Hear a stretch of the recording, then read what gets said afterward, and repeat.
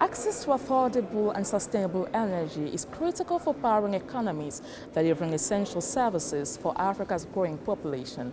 In this edition of the interview with Dr. Kevin Kariuki, Vice President for Power, Energy, Climate and Green Growth at the AfDB, we look at ways to unlock private investment across Africa's energy sector.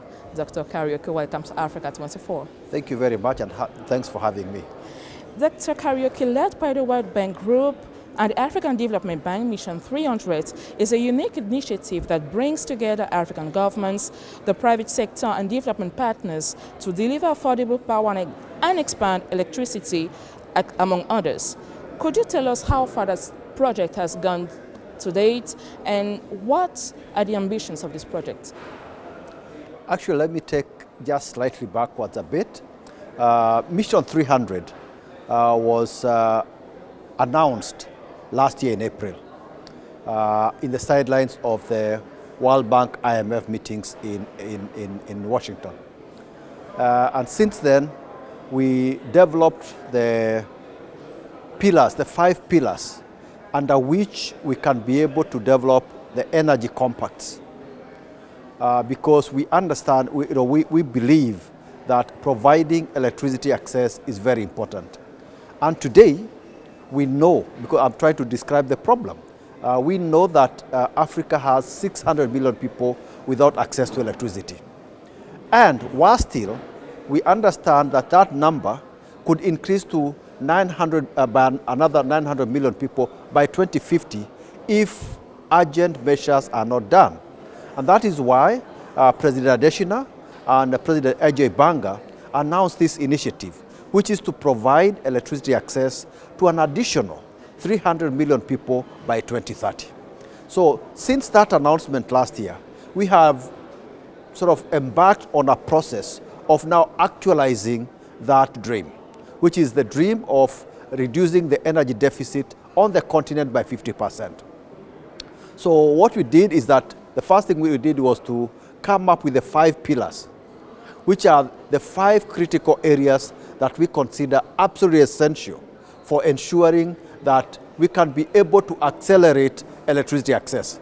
Because you'll be, I'm sure you'll not be surprised, or you may be surprised to hear that since 2016, the figure of people without access to electricity has remained 600 million, which means that any gains that we've had in electricity access has been negated or offset by increased population growth, which meant that the approaches that we were making in the past were not fit for purpose.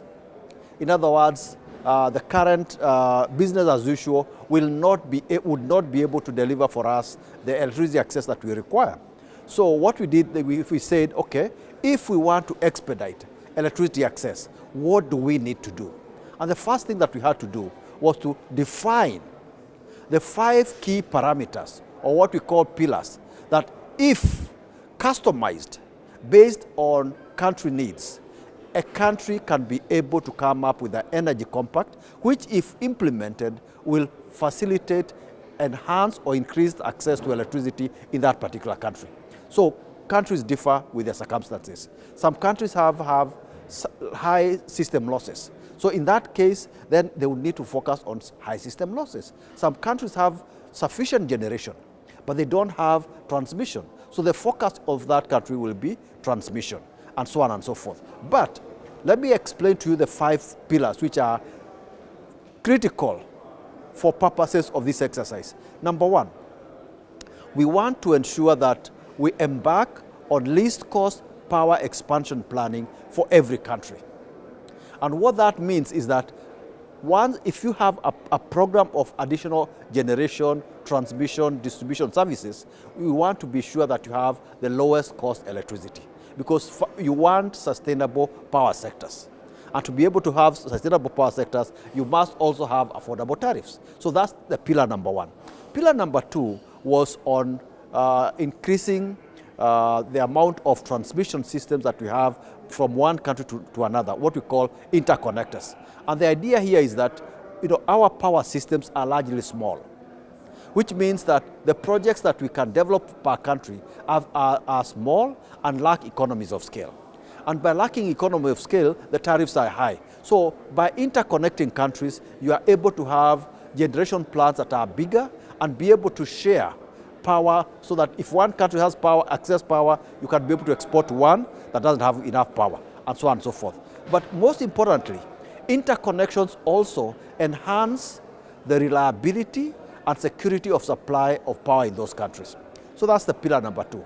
Pillar number 3, we know that even with our best of intentions, the World Bank and AfDB and even our partners will never be able to mobilize the resources that are required for this particular effort. It's a huge effort. Just to give you an indication, I don't want to jump the gun, from this first 12 energy compacts that we developed, we realized it, or we computed that it will require about $126 billion to be able to implement those compacts, but I'll come to those ones later. So we are saying that we want to promote private sector participation in the energy sector in order to diversify our sources of money that can be able to facilitate this particular process I spoke about. Then, of course, we have what we call distributed renewable energies. We want to promote that because we know for a fact that there are areas of the continent that are way beyond the grid. And therefore, we are saying we want to apply mini-grids, solar home systems, and other distributed renewable energy technologies to be able to provide supply to those people who are in far-flung areas and way beyond the grid. And here what we understand, and it's actually been proven or been estimated by the International Energy Agency, that up to 51% of new connections by 2030 will have to be using distributed renewable energy. And fifth, which is very, very important, we want sustainable utilities. A utility that cannot be able to meet its cost of maintenance and extended of the grid is not worth it.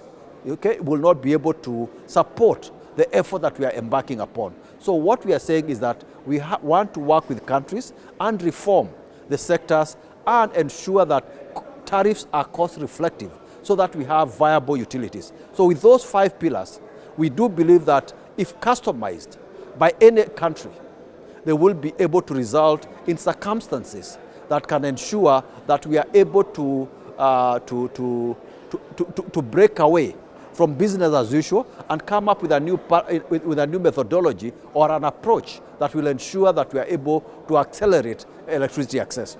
That's number 1. That's the first thing that we did. But we use these now pillars, these 5 pillars, to develop 12 energy compacts for countries in Africa, under what we call cohort 1 of the energy compacts.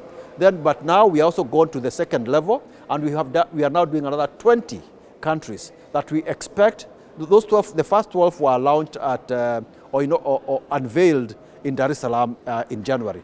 Now we expect the next batch of 20 to be unveiled during the UN General Assembly in New York in September, and then after that we'll do for the other countries.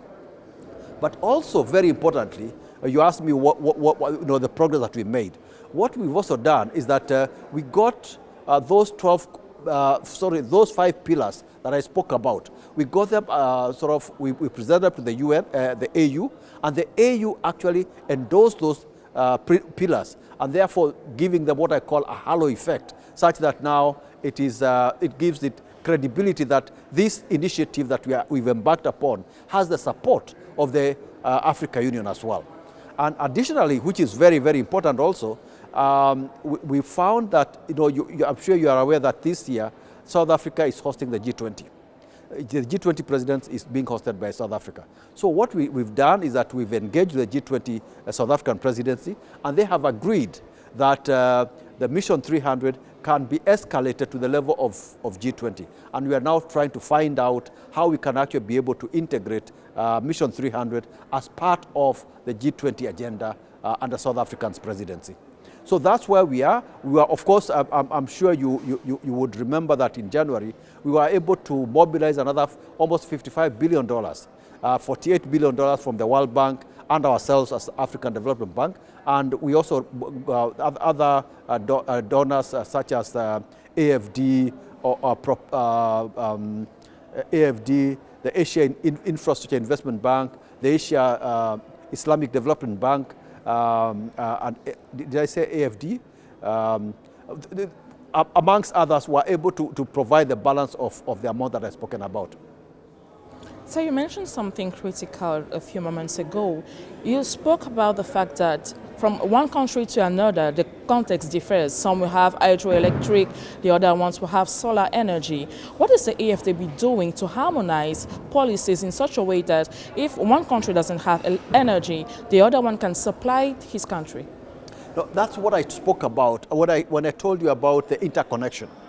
So first of all, I think I want to, from a power perspective, every country has its indigenous source of energy.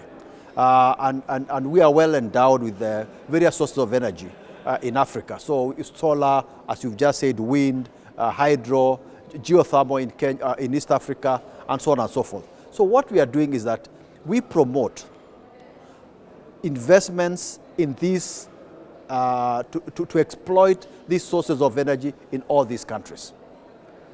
And so what you find is that every country will try and develop capacity that will meet its demand.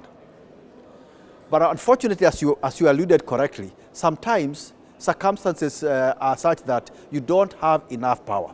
So the one thing to resolve this is what I talked about, pillar number 2, the interconnection of countries.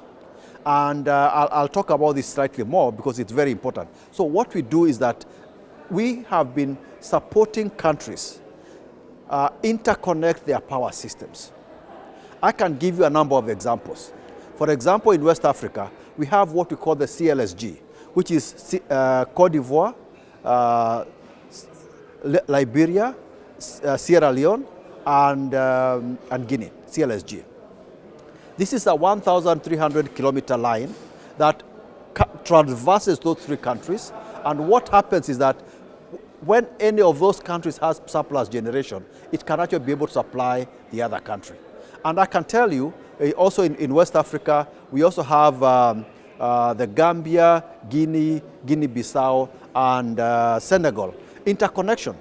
1,700 kilometers of 225 kV system, which form part of what we call the West African Power Pool. So the West African Power Pool, through these interconnections, is able to trade power. For example, last year, the total amount of power traded within the West African Power Pool by virtue of these interconnections, which the bank has funded and maybe other donors have also funded, was actually a total about $1.1 billion of power that was traded in those particular countries. So what we do is that we develop these power plants, these interconnectors, but we also help these countries try and harmonize their grids so that they are able to, their regulatory framework, so that they are able to import or export power within the either in bilateral basis, on a country-to-country basis, or within the pool, the West African Power Pool, or the East African Power Pool for that matter, or even in South African Power Pool, Central African Power Pool, or North African Power Pool. Is that easy to do when in some regions we have geopolitical tensions or even climate challenges happening around? First of all, from a geopolitical perspective, I think, of course, there is always concern about the sovereignty, the ability to have power on your own, okay? And I know that is always, the political implication of that is always a constraint. But by and large, if you have a good regulated system, I think it can transcend those just geopolitical, I would call them fears, because they are unfounded. Because, of course, people want to feel that they are sure that they'll have power whenever they need. But by and large, you find that even in difficulties, that power will always trade, because you don't have to have people going across borders. The power will flow through the transmission lines. Then, in terms of climate, I think is a good point that you raise. But this, for me, actually is not a hindrance. It's actually a good reason why we should interconnect. So that, for example, I'll give you a real-life example. When I was a young engineer, we were planning to interconnect Kenya and Tanzania. I'm from Kenya. And what we found then is that because of the different hydrological regimes in Kenya and in Tanzania, you could actually more or less say that you are storing your water in Tanzania or vice versa and getting that water when you need it, because the rainy season in Tanzania is different from the rainy season in Kenya. So that is, for me, is the power of interconnections, the ability to be able to transfer power, to import or export power depending on the demand depending on the demand. And of course, you can do that, or you can also say when you have less water for hydro, then you store your water and you actually import power.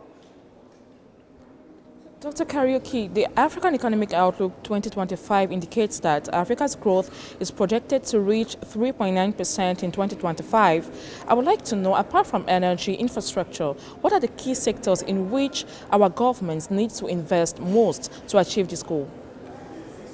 I think, of course, one of the areas that is a must is food security. I know for sure energy is important, and the beauty with energy, there's a direct correlation with the economic growth. So if you see a good indicator of economic growth, even if you're not an economist, if you are a power engineer like myself, if you tell me that a country's electricity growth is about 7.5%, I can almost bet my last dime that the economic growth, GDP growth, will be about 8 or 7%. It will be in that range. There is almost perfect correlation between economic growth and energy growth. But you asked a question as to areas I think that are important. Of course, we must feed our people. So I think as far as economies are concerned, I think food security is very important. And of course, beyond food security, even transportation becomes super important, because you know it's one thing to produce goods, but if you're not able to export those goods, they will not contribute to your economic growth. Dr. Kariuki, thank you very much. An absolute pleasure. This takes us to the end of this program. Thank you very much. Hope to see you soon. Thank you for having me. Ladies and gents, here comes the end of this program, but you can get more on Africa24tv.com and on the app My Africa 24.